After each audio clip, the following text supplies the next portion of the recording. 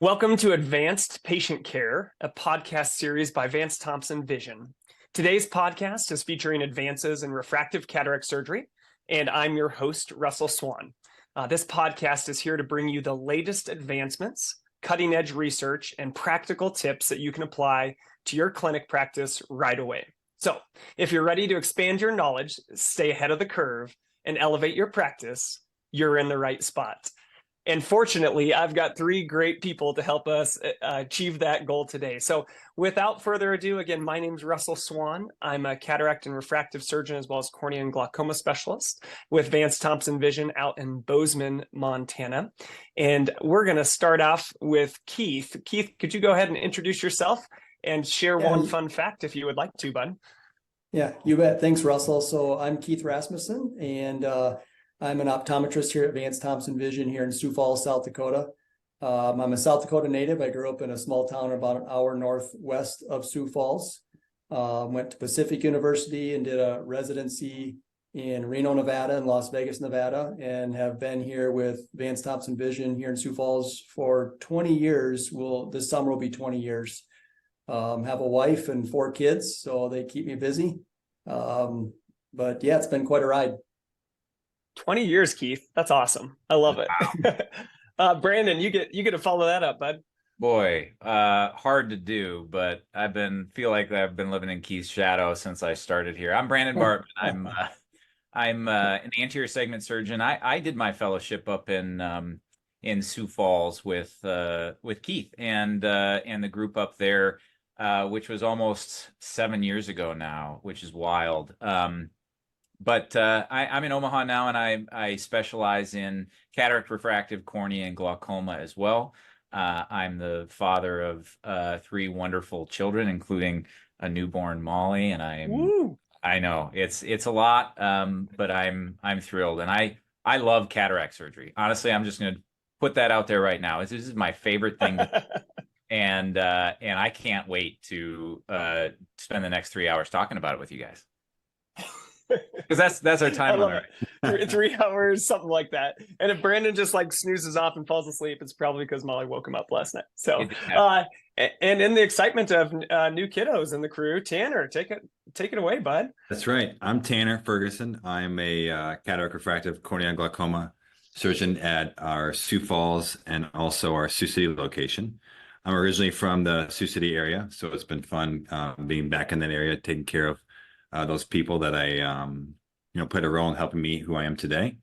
I followed the similar pathway training-wise as Russell and Brandon, and was a medical student hanging around here at our Sioux Falls site when they were fellows. So looked up to them and was lucky to follow in their footsteps. I just joined the practice last July after my fellowship last year. And as Russell mentioned, Kayla is one of our optometrists here as well, and had the good fortune of being our first resident and trained alongside Brandon for a year. Good fortune for Brandon. Yeah, it was good fortune for me. I was trying to spin this in the positive light, okay? Fun fact, I have more hair than Keith, but less flow than Brandon. So into cataract surgery.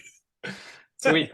Well, our kind of flow, so to speak, for today is we're going to kind of talk through the preoperative exam. That's going to be our first part. And then session 2 of this discussion is going to be talking about all the great lenses that are now out there in the refractive cataract surgery space and how to have a conversation with your patients about that. And then I'm super excited. Part 3 is going to be sort of what would you do? What would we do if it was our own eyes? What would we do with some case examples? And then we'll walk through the post-op. So let's jump into the pre-op part. And Keith, I'm going to throw this to you first. We have thousands and thousands of patients that come into our clinics every year to see us for a cataract evaluation and have a conversation. Can you kind of walk through what that experience is like from a standpoint of when they walk in the door and what things we're testing, what things you're looking at, and what things you're talking to them about? Yeah, sure. Thanks, Russell. So, we're blessed in all of our locations to have a lot of amazing referring optometrists that send patients in to see us. So we're blessed to work side by side with a lot of optometrists. We mainly just do surgery, secondary and tertiary care type of thing. So we don't do any primary care. So a lot of times those patients come in and see us and they're already well on their way of being educated from their primary optometrist. We have an excellent staff here as well that will send patients out videos and pamphlets and give them phone calls. And so a lot of what we do is about education. And I think we'll probably touch on this in a little bit, but you know, a lot of times patients will come in and kind of have an idea as far as what cataracts are all about and what types of implants they want to do. But when they come in, we're just kind of honing in on what's going to be the best for their eyes and how they want to see after surgery. Perfect. Brandon, I'm going to have you get into some of the nitty gritty for us, if you don't mind. So I'd love to kind of talk through, you know, what the common diagnostic tests that a patient's going to go through as part of the preoperative exam, and maybe kind of highlighting why some of those tests are important, even though many of those we may not charge for, but we want that information. So maybe walk us through some of that. Yeah, and that's it's a hot topic, and it's an evolving topic, right? Because I feel like even since I started the practice down here, you know, almost 6 years ago, it's changed, right? Because the technology changes and it gets better, and we use different information in different ways. And so, you know, we have kind of a large number of tests and scans that we'll put patients through in the most, you know, efficient way possible. But we've got a lot of data we need. So, of course, for any cataract surgery, you know, we're paying attention to their ocular history. We're taking a good ocular history. We're taking, like Keith said, we're taking into account their personality and what they're looking for. But from an objective standpoint, we need to know what's their habitual refraction, right? What are they used to in terms of contact lenses or glasses? We like to get an auto refraction on them. Of course, we want to have a biometry so we can get a measurement of the front surface of the eye and the length of the eye so we can come up with an accurate lens power. But we also start using things like topography, right? We use topography all the time, not just in measuring the corneal power, but in noting the regularity of the corneal surface and the tear film, and how sharp are the mires on the disc reflecting off the cornea. The other technologies we're commonly getting are OCTs. OCT is becoming more and more important in ophthalmology, not just anymore for getting a scan of the macula, which we do on every patient, but the optic nerve, right? And understanding the health of that optic nerve, as well as, more recently for me, the thickness of the epithelium, right? So we're learning more about epithelial thickness profiles. Maybe we get into that in a little more depth because I think it's worth it. But understanding the pattern of thickness on the surface of the eye and how it may have changed in relation to dryness or keratoconus or post-refractive surgery. All of these things can play into, you know, the kinds of things that we're thinking about when we're trying to select the right lens for a patient. Awesome. Tanner, I'm going to have you expand on one of the things Brandon talked about, because when, you know, back in the day when Brandon, Keith, and I were in training, there was, you know, higher order aberrations were kind of a made up word that maybe 2 or 3 people knew about, but not very many people did. And now it's kind of in the common vernacular of what we talk about every day when we're evaluating a cornea. So can you maybe talk about, you know, 1, what are higher order aberrations? 2, how do we evaluate those? And why do they matter when it comes to our conversation around cataract surgery? Sure. So higher order aberrations are essentially small irregularities present in your cornea. We measure them, and there's a few like common types that people will talk about. The 3 most important are spherical aberration, coma, and then trefoil. But the ones we most commonly hear about or easy to relate to visual significance are coma and spherical aberration. And in all of our sites, I think we almost all have a NIDEC or an OPD or a Pennicam, and both of which can measure the magnitude of corneal higher order aberrations. And I think getting a quantitative measurement and then I think everybody probably has a different comfort level with, in terms of like a certain level. I think on the NIDEC, most people get concerned when that level is above, for the total high order aberration, when that total is above 0.5 for the cornea. They start to get a little bit nervous about a more advanced or diffractive IOL.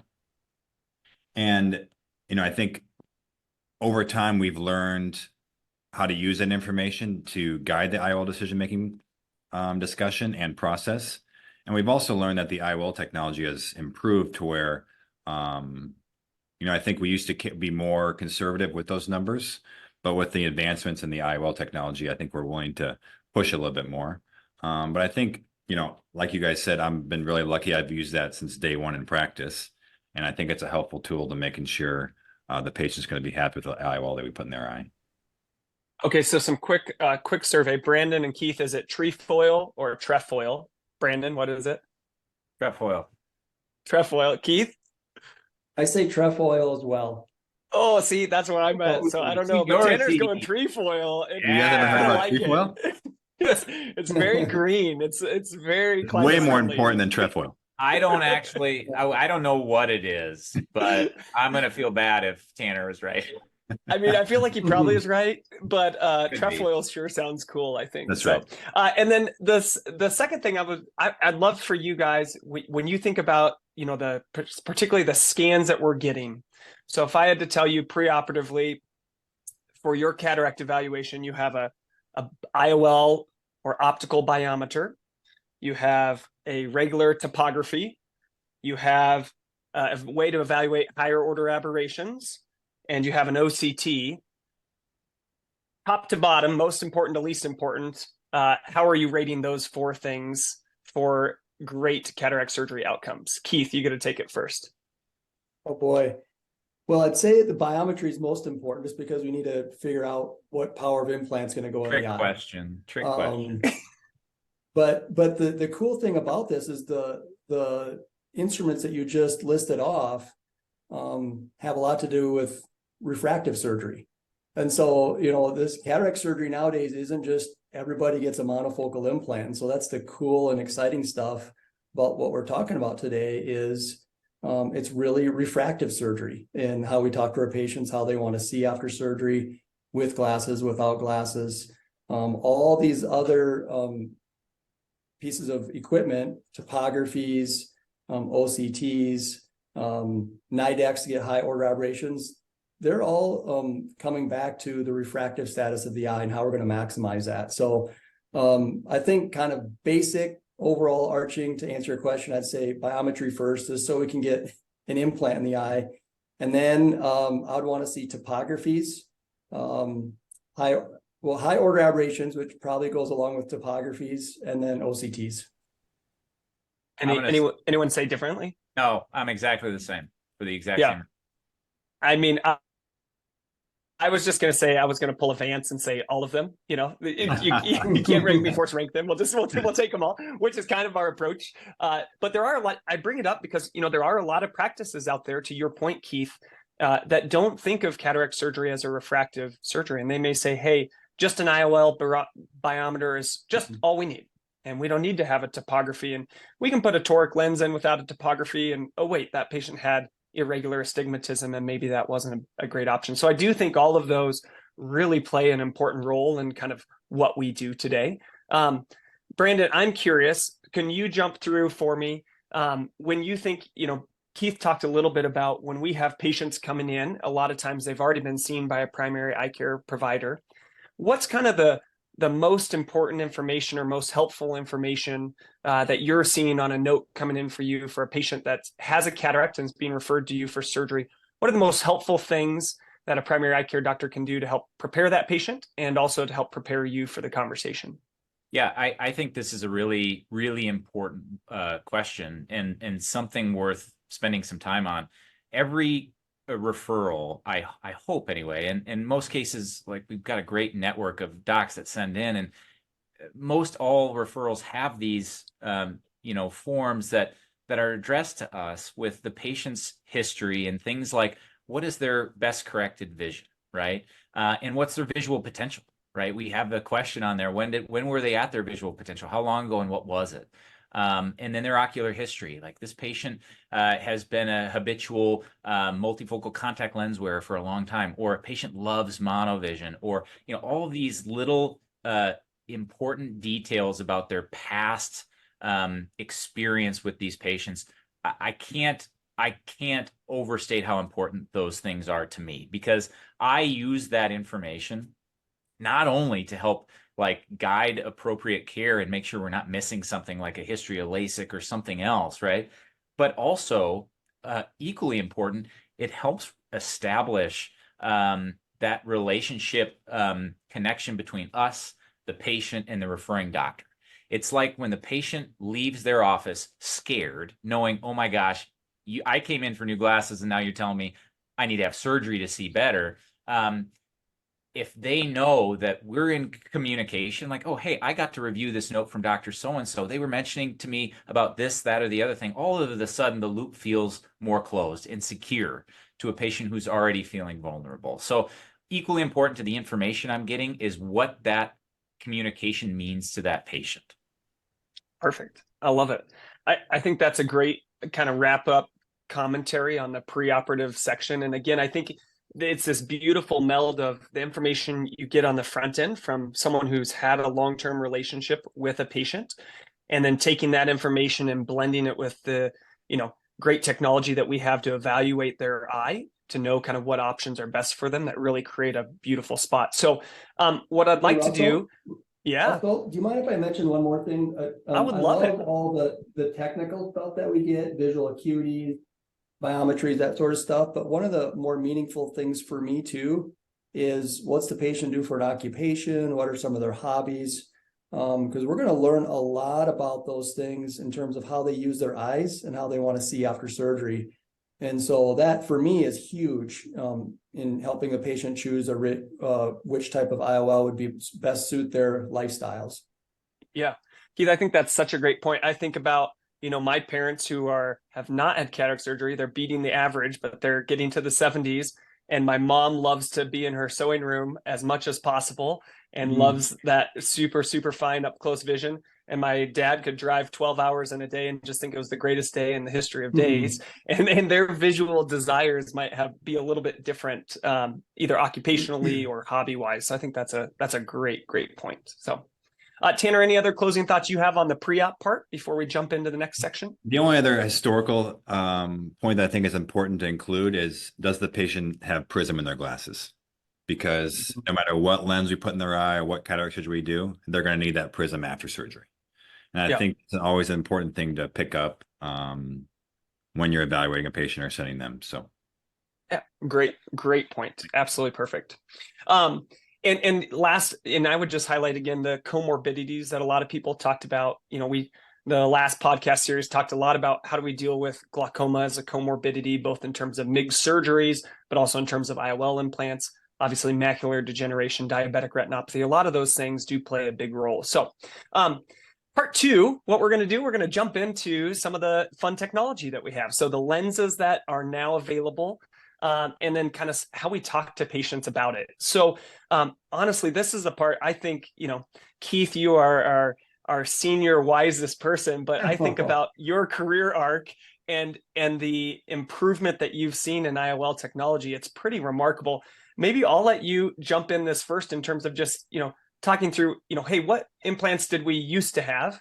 Not to say that you're ancient, Keith, you're young at heart, but what lenses now do we have that really have increased the opportunities that we have for patients? Yeah, well, I think all implants, ranging from standard monofocal implants, toric implants, to even multifocals, have improved. I remember I was doing a 4th year rotation at the Moran Eye Center in Salt Lake, Utah, where you did, Russell. And there was a grand rounds on light adjustable lens back then. And I thought, oh my goodness, this is the future. Well, a year later, I joined Vance Thompson Vision and he's doing light adjustable lenses. So it's kind of fun to see, now it's 20 years later, we're still doing those. I think one of the main things that we're seeing in, monofocal is just being able to adjust for spherical aberration has been huge in helping out with nighttime issues. And then same thing with any multifocal or diffractive or EDOF lenses, just improving image quality. It used to be back in the day, it was, we can do a multifocal for you, but your image quality and contrast sensitivity are going to be reduced. Nighttime glare is going to be kind of off the charts. And that was tough to deal with patients, and whether it was worth the investment and extra surgery. And nowadays with modern multifocals, and I know they're going to continue to improve and they're not perfect. We'll probably talk about that in a little bit, but I feel like we're almost in the golden age of multifocals. This how far we've come. And it's just so impressed, or I'm so impressed seeing patients not only being able to see distance near, but good nighttime image quality and just quality of life. Awesome. Tanner, I'm going to let you jump in on this because, there's kind of two ways I think to think about the lenses. There's, we can jump into all the specifics of the lenses. The other view is kind of talking about, hey, what are the visual outcomes that maybe our patients are interested in? And then kind of what categories of lenses maybe fall into that. So maybe do you mind, and I generally think the, visual outcomes perspective is how our patients think and is maybe most helpful for us to think as doctors. So do you mind kind of walking through, what are the different visual outcomes that we could be thinking about for our patients with cataract surgery? And then what kind of classes of lenses fall into those sort of visual outcomes? Sure. Are you trying to get at like how do they want to use their eyes with or without Oh, glasses? this is a big test. It's kind of like trefoil and trefoil. I'm just seeing if you'll mess it up so we can harass you a little bit. Take whatever you want him to have said and just run with it. Talk about whatever you want. You can talk whatever you want about. That's a great part. Ask more It's a ambiguous podcast. questions, okay? Yeah. Yeah, I think when I had the lens discussion with patients, I kind of frame it like, how do you want to use your eyes after surgery? And do you want to have some freedom from glasses? If your main goal is to have maximal image quality at distance and some freedom from glasses at intermediate, then I'm more thinking about light adjustable lens or an extended depth of focus lens. If their goal is to maximize their freedom from glasses as much as possible and not have to wear glasses for 99% of the things they do, then I think more about a trifocal option. And then there's a lot of nuance within that, or for other choices for why LAL versus PanOptix versus extended depth of focus. But I really start the conversation with how do you want to use your eyes? And then in some cases, if the patient doesn't mind wearing readers and is most focused on having maximal image quality at distance and they have some astigmatism, I still think there's a good role for a monofocal toric. I'm still amazed that I do more monofocal torics now than I did during fellowship, and those patients are always so happy with their vision. Yeah. I'll add to what Tanner said too, and this is just kind of an overarching high level point.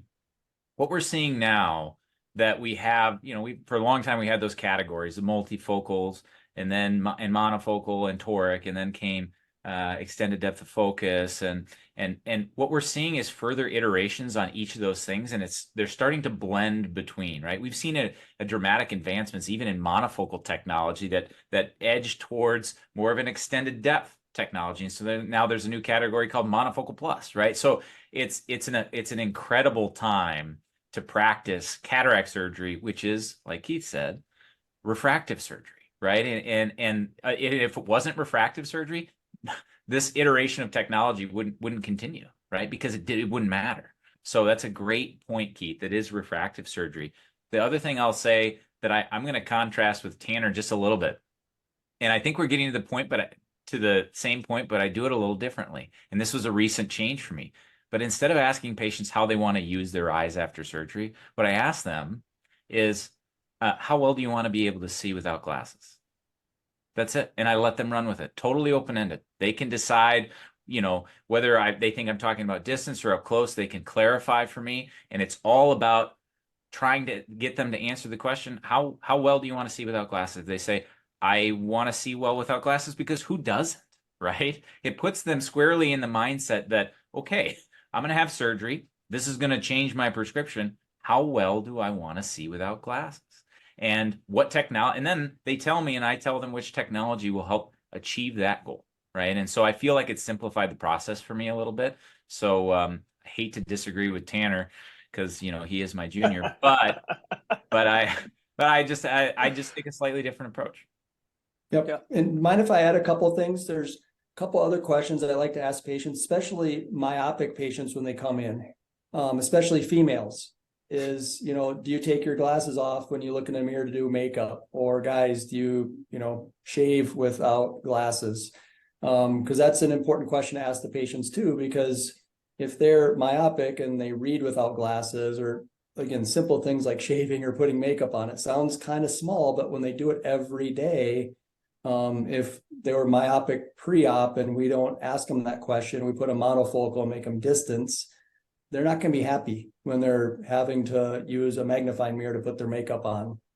And so that's something that I like to ask too, is if you're okay with glasses, you know, and you'll wear them most of the time, but the small percentage of the time that you don't have glasses on, would you rather see a little more at a distance or up close? And on top of that, I like to ask patients with progressive addition trifocal glasses, do you do okay with that? Some patients, it's not a lot, but there are some patients that are okay with glasses. They just don't want to wear trifocal glasses because they have a tough time stepping down a curb or off steps. And that's where I've even had a couple of patients recently that want to do a multifocal implant, but still want to wear glasses because they're just single vision glasses. Their grandkids won't know them without glasses. So they kind of like the fashion style of glasses, but they just don't like the maybe depth perception, you know, issues that they're dealing with multifocal glasses. Nice. That's a great point, Keith. And I'd be curious, anyone can take a stab at this, but I'm curious, you know, sometimes I get asked from some of the primary eye care doctors here in Montana, you know, how much of that conversation should I be having on the front end? And I guess I'd be curious kind of your guys' thoughts on, you know, where does that conversation belong, whether it be in a primary eye care office or with us? And if you think it's helpful to be in the primary eye care office, you know, what maybe tips you have for starting that conversation if it's somebody new? I think, go ahead, Brandon. No, this is a Midwest standoff. No, Tanner. No, Brandon. No, Tanner. I think it's really helpful when Brandon won. The patient's already had a conversation with their primary optometrist, because in general, the primary optometrist knows that patient way better than we are going to know that patient when they come into our office, because they've, in most cases, have been seeing that patient for many years. So they have a good understanding of that patient's visual needs and their likely goals for after surgery. And so they're probably better equipped to have that initial conversation than we are in terms of making a recommendation based on their visual goals. And, you know, when we start talking about these different IOLs, this is a big decision. And so if we just throw all this information at them in one single visit and expect them to make a decision in 15 minutes, you know, it's easy for them to feel overwhelmed or have some decision paralysis. So I think if the primary OD or the primary optometrist can have this conversation and set the stage early on, I think it only helps the patient be a more informed person and make a better decision. I'm with Tanner 100% here. Finally, on the same page. It only took us a half hour to get a line, Barbie. Yeah, it feels good. It feels good, folks. Thank God we got 2.5 hours left. Yeah. I one thing that I've always said, and it kind of guides me in how I try to practice, is an educated patient is a happy patient. And to take that a step further, right? An educated patient with time to consider is a really happy patient, right? Because that allows them that process that everybody has to go through to not feel like something is an impulse, right? They go through this, okay, kind of in their mind testing out different scenarios of the what was presented to them. And the earlier they have that opportunity in the process after having found out they need cataract surgery, I believe the happier we can make that patient, regardless of which lens they end up choosing. That's a great point. Keith, other thoughts on that? I agree 100% with both those guys. You know, the primary care optometrist is seeing that patient more often than we see him. They know him better than we know him.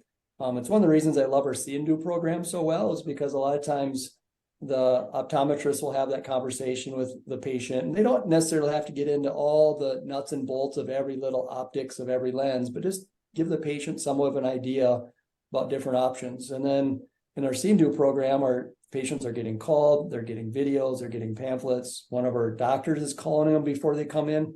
So they're hearing about this stuff 3 and maybe 4 times before they even come in for an evaluation. And so I feel like that has just alleviated a lot of anxiety from the patient's perspective. They can involve family members in their decision-making process too. And that's just been a game changer. And again, we're blessed to be able to work with a lot of very knowledgeable optometrists that are educating on the front end of this whole process. Yeah, that's beautiful, Keith. And I think, Brandon, the see and do process was something that started at Vance Thompson Vision a little bit before you joined. But can you walk through that from a patient experience perspective for the patient, what that involves, and why we've found that to be in our region a really nice win for a lot of our patients? Yeah, this is a great question, and I wonder if we'll have listeners from outside of our region that might seem a little foreign to. But the Midwest is big.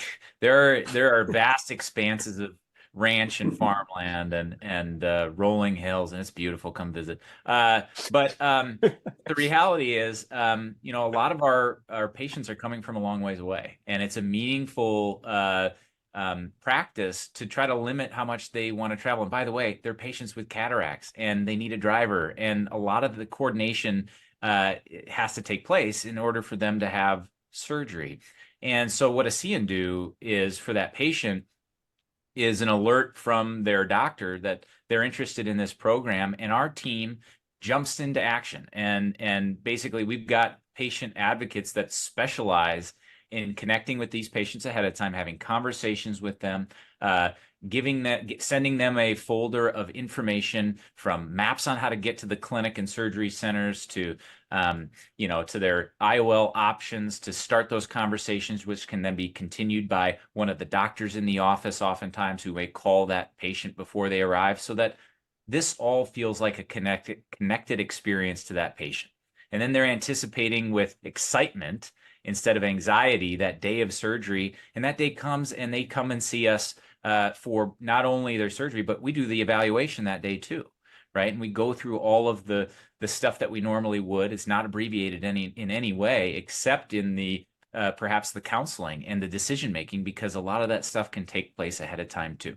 And so it's a beautifully efficient process to have an evaluation and surgery on their first eye that same day. And one of the things that we've tacked on to that program is what we call next day surgery, or close sequential bilateral cataract surgery. Instead of doing one eye one day and one eye the next week or 2 weeks apart, we knock them out in back-to-back days. And so from a patient experience standpoint, our folks from Western Nebraska love this because they come stay overnight one night in one of our preferred hotels and back the next day for surgery and home to their local optometrist or eye care provider. And it works really, really beautifully. Could they go watch the Huskers the day after their surgery too?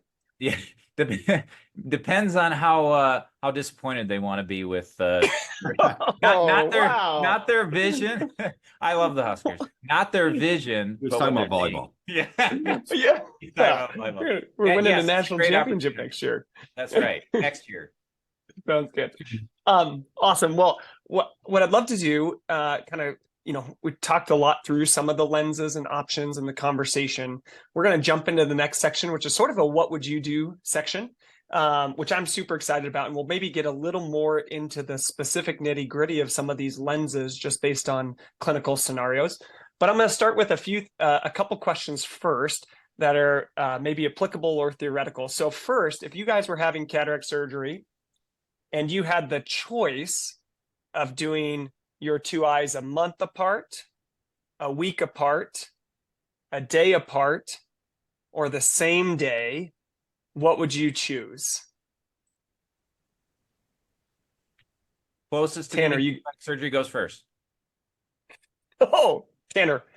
I didn't hear what you said, Brandon. You spoke way too fast. I would have mine done in the same day, especially if Brandon was a surgeon. Oh, wow. Me too. Maybe we can do each other's on the same day. Great. I would do the same thing. I would. I'll do the surgery. I'll do the surgery first. Keith, what about you? I would probably do them a day apart. I've been lucky enough so far in my life to never have any eye surgery. And so I would probably have just a little anxiety, even though I see it every day. I see how well people do. I always think about back to the time that my wife had LASIK, and I was so nervous, even though I've seen hundreds or thousands of Vance's LASIK patients do beautifully. Just from an anxiety standpoint, I'm a little nervous Nelly, I guess. I would probably do one eye in one day. Kind of like what we're doing now. We check that eye the next morning, make sure we're all feeling good about it, and then do the other eye the next day. Perfect. Yeah. And I think just as a point of reference and good to know, I mean, for the last 5+ years, we, in Montana, and I think a lot of our locations, probably 95% of our cataract patients, choose to have cataract surgery a day apart or a couple of days apart. And again, it's reasonable to do a week or 2 weeks apart, but the beauty of sequential 1 day apart is it's one healing phase. They get back to normal and back to life as normal more quickly. For family members who are driving them, it's just much, much easier. And I think the one logistical hurdle and financial hurdle that prevents us from doing same day right now is just the insurance aspect. So there's managed care organizations like Kaiser and the VA and other places outside of the US who have published enormous databases of information and case series of patients where the safety is really spectacular. And so hopefully one day, by the time Tanner and Brandon need surgery on the same day on each other, we'll be able to do that from an insurance perspective, which is nice. So we're gonna kind of just do a case where I thought it'd be fun actually to start with, and then we'll jump into some kind of more squirrely cases. But first would be just for your own eyes. So your own eyes, if you were having cataract surgery today with the technology that we have, what lenses you would be choosing for your eye? And you can maybe kind of walk through in terms of, are you emmetropic, nearsighted, farsightedness? What's your ocular history that might impact that decision? So Keith, I'm going to let you tag this first since your eyes are perfect and you've never had anything wrong with them. But you're also asking me because I'm almost 47. I'm getting a presbyopia right now. So, I actually am starting to have to stretch things out a little bit to see a little bit more. And so I am valuing my near vision more now than I have in the past couple of years. And with the advancements of multifocal implants, I think for me, it'd be a no-brainer. I'd do a multifocal implant. I want to be able to see my kids out there on the ice and be able to see the program and see my watch and those sorts of things. And I don't do a ton of nighttime driving, even though halos have been minimized. Nothing great happens after 8 o'clock anyway, so I'm in bed early. And so for me, I think it's an easy decision. Good luck, multifocal. What are the multifocals? Good luck as the kids get into junior high and high school and start I know, checking home I know. late. 8 p.m. curfew in the Rasmussen house. I know. Once they my can dad goes to bed at 8. Oh boy. Brandon, what about you, bud? The perspective is a little more challenging because I'm not presbyopic and I'm probably not even close. But here's my thought process right now. In all honesty, I have had LASIK and I had quite a bit of astigmatism in my LASIK prescription.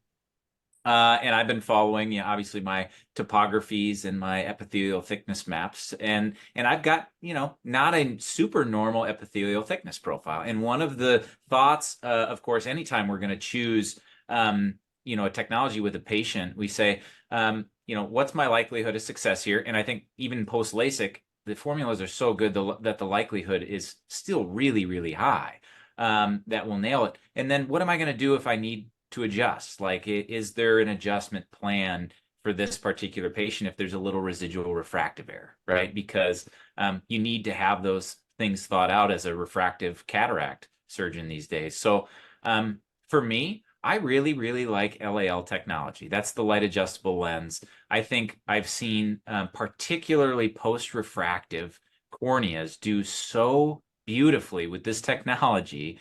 And we have so many happy patients, especially with just a little bit of blended vision, that I think that might be the direction that I would go. Although a true multifocal would be really, really tempting to me, I just wonder about how particular I am and how my LASIK would play with those diffractive optics. We have a ton of patients that we use PanOptix post LASIK in, and they're very happy, right? But they're also presbyopic and super motivated, and I may get there, right? I may get there too. But right now, I'd probably say LAL. Tanner. Yeah, I was actually having this debate when, you sent over the questions ahead of time. I was having this debate in my head whether I would go LAL versus PanOptix or like a trifocal. I don't know if I'm a very particular person. We'll ask Kayla. Yeah, we know somebody who would know. I have that fear too. I could see myself being particular at distance, and wanting to maximize my image quality at distance. But my image quality has always been great after my LASIK. I never had any issues with halos or seeing at night, things like that. So, and Keith took a look at my flap immediately after my surgery. So I know it's pristine, advanced in my LASIK. So I feel comfortable that even if we are off a little bit off target with the multifocal IOL, that it's a flap that's safe to be lifted. So I probably would land on a trifocal and Nice. take on multifocality. Perfect. For my own eyes right now, with the technology that's out there, I'd be in Brandon's boat. And a little history there. I was a previous, -625 spherical myope. So I have, a relatively flat cornea. Had thin corneas to start with, so I had PRK. And so I don't have a lot of room for flexibility. And my higher order aberration profile is on the higher side. So for me, just from a vision quality and ability to kind of enhance and refine that refractive target, for me, that's where LAL would be a nice win for me if I were having to have cataract surgery right now. So I'm going to throw out another case because this maybe applies to some of the new technologies that we have, and particularly how we think about a standard monofocal or a toric, an extended depth of focal, a light adjustable lens, or a pinhole optic. So I just had a patient last week, previous 8-cut RK, mild irregularity to their cornea, but less than 2 diopters, had about a diopter 1.25 on one eye, 1.5 diopters of astigmatism on another eye.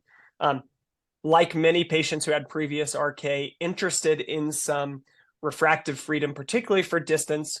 They'd love full range of vision, but realize that maybe isn't possible, and is curious what would be kind of the best lens options to give them better nighttime vision quality and maybe a little bit of range of vision. So Keith, I'm going to let you take a swing at this one first. What range or what kind of lens choices are you thinking about in this patient? And do you have a go-to for this one?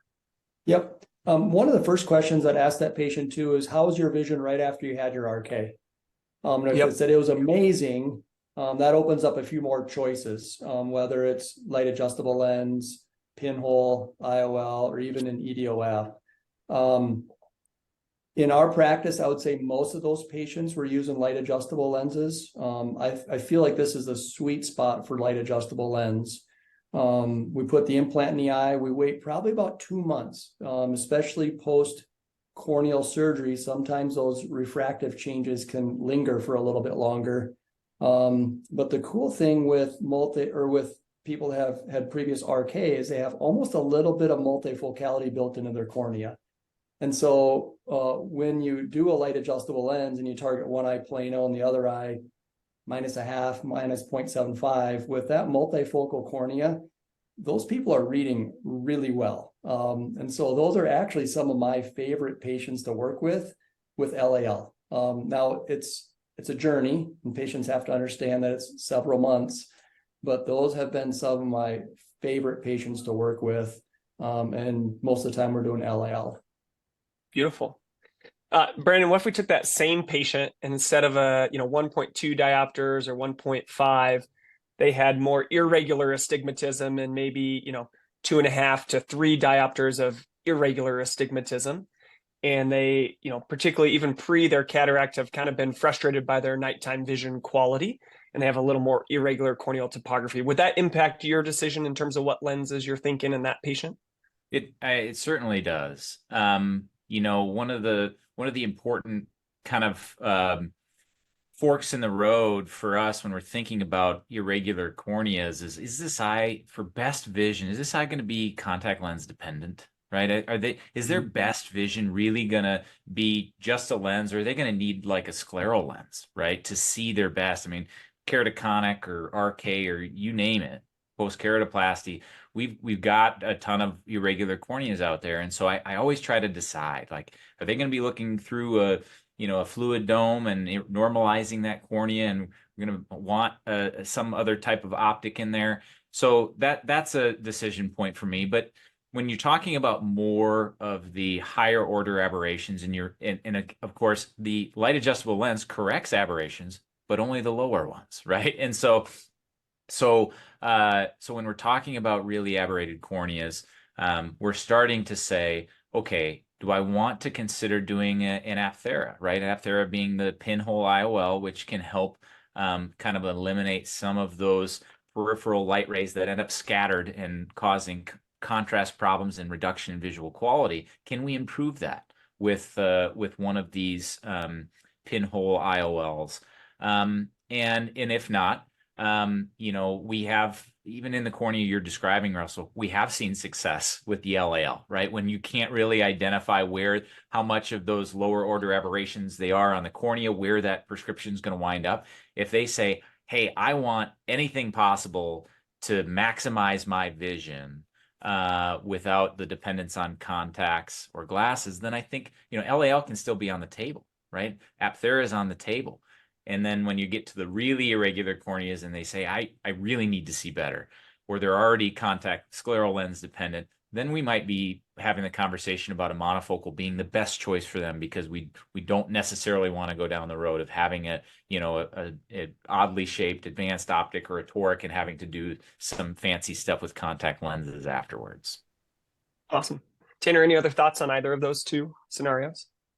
I think in the more irregular cornea and, looking closely at topography and depending on the extent of irregularity, I think it's a good opportunity to use a gas perm over refraction. So they don't have much cataract and they're like, 20/40, but then they improve to 20/25 with a gas perm over refraction. That might mean they could benefit from an IC8 or an aphthera, a pinhole optic. It might also mean that they're going to be contact lens dependent. And then the only other thing I would add to this discussion, because I had a patient like this, is I, like Keith, prefer the LAL in these post-RK patients. I've been amazed at the outcomes. But you have to remember the dilation, because you need adequate dilation for the light delivery after the surgery. So I had a patient recently who had 4-cut RK and had a relatively normal topography for a post-RK patient and loved his vision after RK. And so we actually did an EDOF in him because he only dilated to 5.5, and he's been doing great. So nice. It's great point, and really, really solid reminder again, because those adjustments happen post-operatively.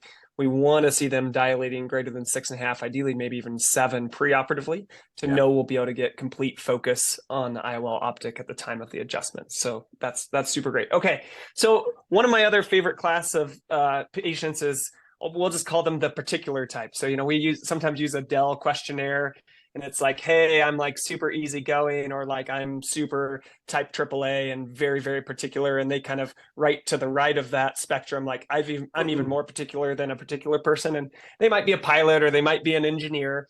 But let's say, Brandon, I'll throw this one at you. You have a near emmetropic patient like Keith, but they're a little more particular than Keith. They're a pilot.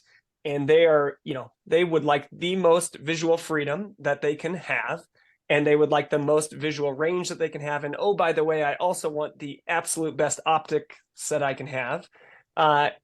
What things are you thinking about there for lens choices? What advice are you giving to that patient? What considerations are you making also, even just in terms of like, are they a private pilot or are they a commercial pilot? Maybe walk through something like that. Yeah, this is really good. I saw a pilot today. I did too. So, okay. It's also a good case. This is going to be really good. Okay. Here's the case. Okay. He's a 63-year-old neurologist, very particular, very smart man, studies epilepsy, right, in children. He does remote work and he flies himself in a Comanche, right? So he, wait, did he say, okay, it's some sort of small aircraft, right? And he's dependent on his vision. Best corrects to 20/30, 20/40. And he's historically kind of a habitual -2, -3. He kind of lives with his glasses off most of the time in practice. And he has been wearing multifocal contacts and has loved them. Even as his cataracts has developed, he's loved them. He flies with them. He flies at night. And he doesn't seem to be too bothered by this, right? And so he came in with the strong interest in a multifocal. And I'm gonna flip this around because I have some thoughts, but I'm gonna go to Keith. And I'm going to play the point of the moderator here. And I'm going to say, given his desired near point and occupation and recreation as a pilot, what do you think about your ability to meet his goals and keep him safe with different types of lenses that we have available to him? Mhm. Now, did you say, is he okay with wearing either glasses or contacts afterwards, or does he want to become? He wants to be as free as possible. Okay. What gives me some peace about this one is he was flying around with multifocal contacts and a cataract, and he was doing fine. I think it's still, you have to have a huge conversation with him. You have to document this, that there's a chance you put these in and this can make you see better. You might even see some of the aberrations better, a little glare, a little halo. Now with neural adaptation, that generally lessens over the course of a year. But if we get I don't know if he'll 6 get months down the road- neuroadaptation. He's a neurologist. You know, he might, Yeah, I he know. might not buy He into should that, understand- Keith. He should understand that more than anybody. But if you get a few months down the road and nighttime's too much of an issue for you, we're talking about an implant exchange. And if he's still that motivated to go after it, I'd be okay with multifocals. We've done multifocals in truck drivers and pilots, but it's after an extensive conversation, and patient has to have some motivation on their side to want to do that. It's also the beauty of light adjustable lens. If somebody's not sure, you get multiple choices to adjust their vision. Now, they're not going to be as independent from glasses, but for some of those patients that are sitting on the fence and they don't know how much myopia they want or monovision or distance, that's right up the alley of light adjustable lenses. You can set them at one spot, let them live with it for a little bit and make adjustments along the way. Those were precisely the two things I described to him this morning, right before I got on this call.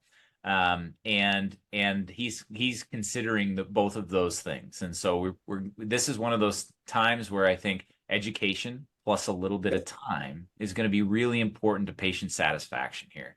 And I think that case highlights it. I don't have the answer right now for him because I'm not exactly sure which way he's going to want to go, or I'm going to, agree to go with him. But I'm thinking I can be successful with either the LAL or a panoptics or a trifocal lens. Commonly, I choose a panoptic lens, but one of the other considerations is he's a habitual -2.5, right? So his near point is here. And I said, I had him hold him up. Where's your near point? And where do you read? He puts his hand up here, and I reach up and I grab his hands and I slowly bring them back. Are you okay if your near point's here? And he said, yeah. It's one of those things where if you don't have a conversation with a habitual, mild to moderate myope, and you're going to put in a trifocal lens, which is going to make them super happy at distance, you have to make sure that they understand where that focal point is going to be and how they're going to have to adjust to that too. Tanner, is your pilot similar to my pilot? Are we seeing the same guy? He was getting a second opinion after he saw Yeah, you. second opinion. That's right. Actually, He drove immediately to Omaha after he saw me. Yeah. There's a lot. I think there's a lot of good points in that case. Going back to what we talked about in the beginning of the podcast with preoperative, historical point of history of multifocal contact lens wear. As soon as you said that, I thought to myself, if he wants maximum freedom from glasses and he's tolerated multifocal contact lenses, he's probably going to do just fine or do well in a trifocal IOL. And then, as you mentioned before, if it's a habitual myope, having a long discussion with those patients about, a near point after surgery, because a problematic near point is a big source of dissatisfaction after these types of lenses. So my patient, a little bit different story, but he's a private pilot. He's like 64. He has very asymmetric keratoconus. So he only really has keratoconic changes in one eye, but it's not severe. I think his Kmax is like 51. And he's probably got 3.5 bucks a sil. I think he's been wearing a contact in that eye. And then his other eye's topography is completely normal, but similar to Brandon's patient, very motivated, wants as much as possible to have reduced reliance on glasses. I was leaning towards like a pinhole apothera in the right eye, the one that's got the asymmetric keratoconic changes, and then like an EDOF or an LAL in the left eye. And I landed on wanting to do an LAL because he's got the keratoconic changes in this eye, which means he's probably got some type of underlying structural weakness or propensity for weakness in his cornea. So I don't want to necessarily have to adjust that left eye. So that's the plan we talked about this morning. I'm curious if you guys have different thoughts. I think I think it's a great plan, Tanner. I think the only thing that um, I would wrestle a little bit with just the right eye. And, I can't remember. I think you said he's currently in contact lens. I'd be really curious how well he corrects with glasses. Because if he corrects well in a soft contact toric or glasses, I think he gets 20/30. Yeah. So with that amount of astigmatism, I might lean more towards even an LAL in that eye, because I just don't know how much, with that 3 diopters of irregularity, the pinhole, I think that there's an art and a little bit of science to how much benefit or reduction you'd see in the effect of that. And if he's okay, still maybe being in a contact lens afterwards, I think it's still a great option. But I think, again, it's the beauty of having all these different choices where we didn't have those before, that there is some consideration to there. But I love it. That's another great case. Did you do a gas permeable refraction on him? And if so, did it improve him a lot, or was it? Yeah, but only by like 1 line. Okay. Yeah. Cool. Well, great cases. We're going to jump into kind of our last section, which is just post-operative pearls. And I thought what would be nice is maybe just to talk through first sort of what does a normal post-operative period look like for a standard cataract patient who's doing a monofocal implant and looking to be back in glasses when all is said and done. And what is and then we'll maybe jump into some of the refractive cataract differences between diffractive multifocal or LAL. But maybe Tanner, I'm going to let you take a swing. Standard monofocal implant, going back to Dr. Ferguson somewhere out there in the world to get into a new pair of glasses after surgery. What does the postoperative period look like for that patient? Sorry, I missed the first part of the question. We're just walking through the postoperative phase of a patient that has a monofocal. Yeah. Yep, standard monofocal, both in terms of, what's a day, a week, a month going to look like, and what should they expect? Sure. So we, as we discussed before, over 90% of our patients have surgery on back-to-back days. And there's a lot of benefits to that, including, kind of the eyes healing in sync, and then the patient adapting to their kind of new optical system we've introduced into their eyes together, which I think is really helpful for adapting to some of these lenses. And so for a monofocal, we like to see them at 1 day, 1 week, and 1 month. It's normal to have some swelling in the cornea on 1 day after surgery. Even more so if the cataract was more dense or a little bit of a longer case. But by a week, patients should be seeing really well. And if not, then it's even 1 week, it's not too early to look for other reasons for why the vision's not where it should be. And then we like to see them again at 1 month. And at the 3 to 4 week time point is when you can start to discuss with the patient about updating the refraction in their glasses. Perfect. Things I think, to look out for are, if the patient's complaining of, all of a sudden at 1 week, increased sensitivity to light or their vision's gone down. Those are concerning signs. You should have the patient come in to be seen. And then on exam, looking for increased signs of inflammation. I think in that like 5 to 10 day range is when you are most concerned about something like, an infection. But those can be seen as early as 3 days after surgery. But I think at the 1 week point, you really learn a lot about where the patient's going to go surgery-wise. Beautiful.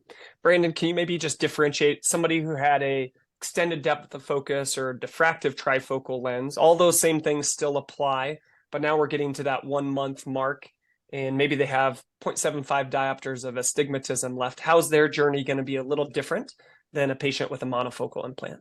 Yeah, I think that, folks with monofocals are usually told, you're going to get certainly better quality vision by doing this cataract surgery. But if you have meaningful amounts of astigmatism, you can plan on being in glasses again most of your life after surgery. And those get prescribed commonly, 3 to 4 weeks out, right? As Tanner had said, with an advanced optic, these are patients that are expecting to not have to wear glasses, right? And, while many people with a certainly extended depth of focus and even in trifocal lenses can tolerate, up to that 0.75 or 1 diopter of astigmatism untreated and still do quite well. There may be those that start saying, boy, I'm not seeing as well as I felt like I should. And so if those patients are back in, your office, and they've got that little residual astigmatism, you can start talking to them about, well, what's the plan to address it, right? Because there needs to be a plan to address any residual prescription after cataract surgery, monofocal or not. Monofocal, the glasses are a given. With an advanced optic, it's either, as Keith had alluded to before, maybe they're okay in a single vision lens pair of glasses, and can have that treated at a month.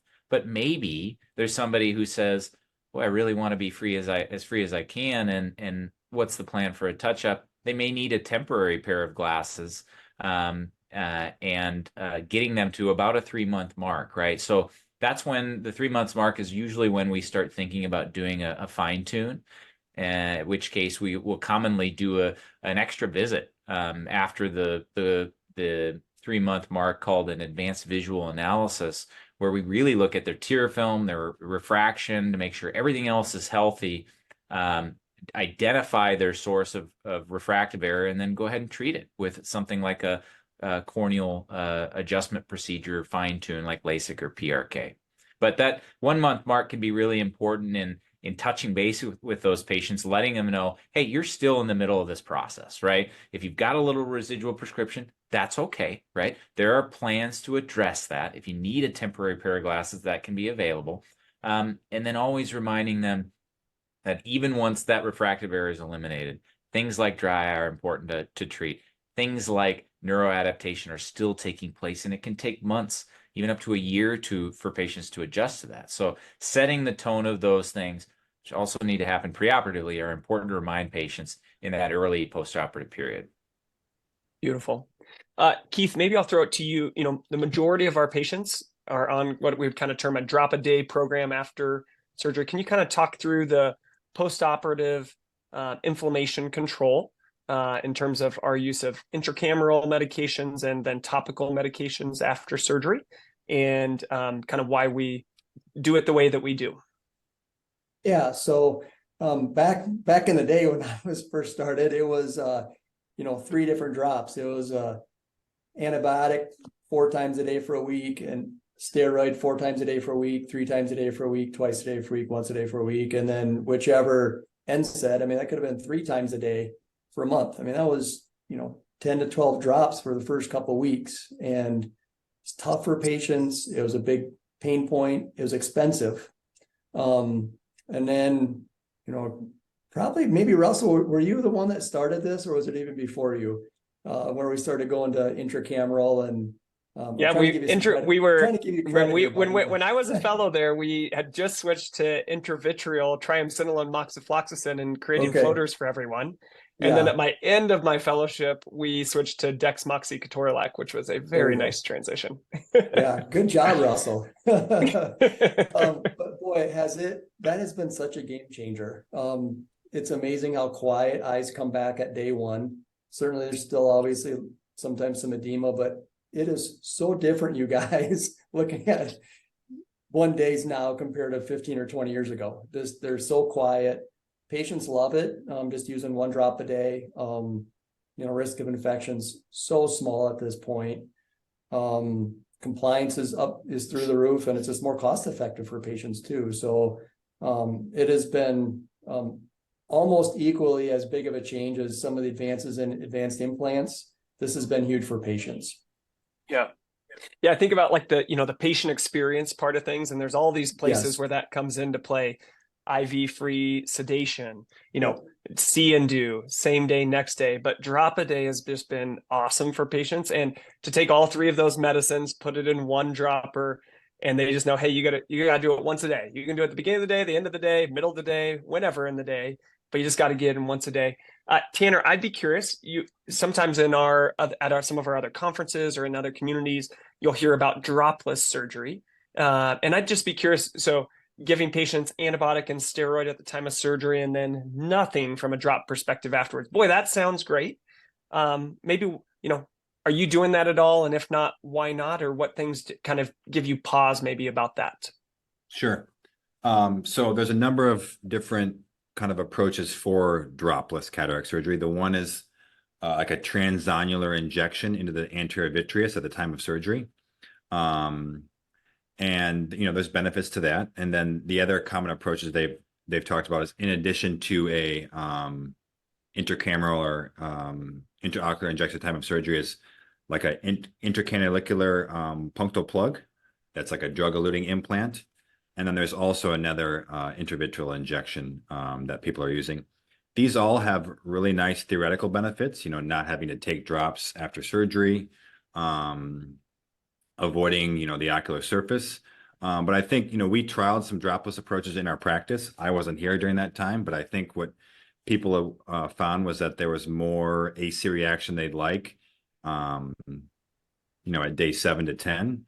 And not adequately controlling the inflammation can lead to, undesired consequences like CME, and then you're battling that. And so it can kind of just delay the healing process for patients. There are some places out there that are having success with this, but I think the results overall are mixed from an evidence-based standpoint.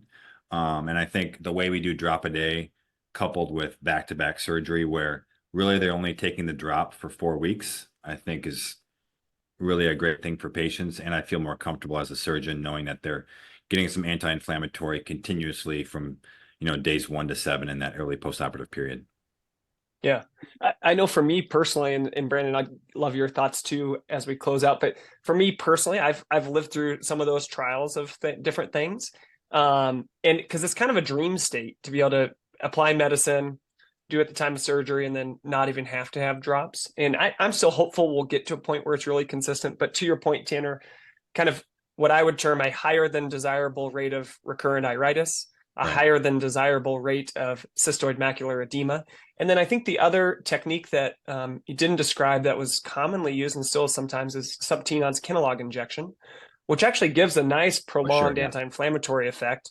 But particularly in concurrent glaucoma patients and or not, there is just a little higher risk of steroid-induced ocular hypertension. And that can be challenging to treat if somebody responds to that. And the nice part about having a drop is, again, incredibly rare to see steroid-induced ocular hypertension at once a day. But if we ever did, we can pull it off. And it's if you've injected subtenon's Kinalog or if you've injected intravitreal implant, that becomes a little bit more challenging to monitor.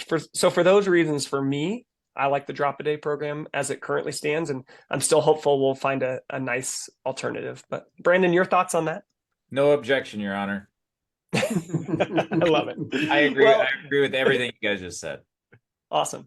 But so maybe just in closeout, I'd just be curious because we're kind of getting towards the end of our time. Just any closing thoughts that you guys would like to offer to those people who might be listening in about anything in the world of refractive cataract surgery before we sign off today? I think the main thing is it's and always has been, but it's becoming more and more of a refractive surgery. And so we want to kind of start shifting our mind from just taking care of cataracts to helping our patients see like they want to see after surgery. And whether that's with glasses or without glasses, whether they want to stay myopic or go for, more distance vision, understanding our patients' needs, meeting them where they're at, educating them. I love how Brandon said education and time. I mean, when you said that, I just see patients all the time just relaxing when they have education and time. And so just meeting our patients where they need to be and thinking of cataract surgery from a refractive standpoint, I think is, key in these cases. Yeah, I would say listening to your patient. They'll tell you what's going to make them happy after surgery. Yep. It's easy for us to say, no, you don't want to stay a -3.5. But I will tell you from personal experience, I took care of a patient this week who had had cataract surgery elsewhere, who gave her a -2, thinking, well, that's what traditionally we do when somebody wants to be myopic after surgery. But she wasn't happy, right? And so we had to go in her fellow eye. She was so scared to have her fellow eye done. We went to a -3.5, right? Because she said, this is where I want to be. And she was thrilled, over the moon. And so listen to your patients. They will tell you what is going to make them happy. The only thing I add is kind of on that patient education piece. I think we talked a lot about time, and I think, we've come up with some things or adopted some technologies that help with this, but I think timely delivery of information to patients and continuing to provide information along the journey is super important. We give all this information to patient before their surgery and then on the day of their evaluation. But I think continuing to provide these patients with information along their journey is super important and help them get into a good place. Beautiful. I love it. Well, to all three of you guys, thanks for jumping on. Tanner, Brandon, Keith, super appreciate it. A couple of just closing thoughts just from myself. A reminder, if there's any of you guys that are out there that maybe are early in training or just haven't seen a lot of post-operative cataract patients or would really like to kind of listen in on, hey, how do I talk to patients about refractive cataract surgery? We do a lot of hands-on learning. We have in-person kind of mini fellowships at all of our sites. And certainly if that's something that's of interest to come spend a day and kind of observe those conversations, observe that patient experience, we'd be more than willing to have you join us for that. So remember, the world of eye care, it's ever changing. So are we. We're super excited that you joined us. And until next time, we're signing off and have a great day.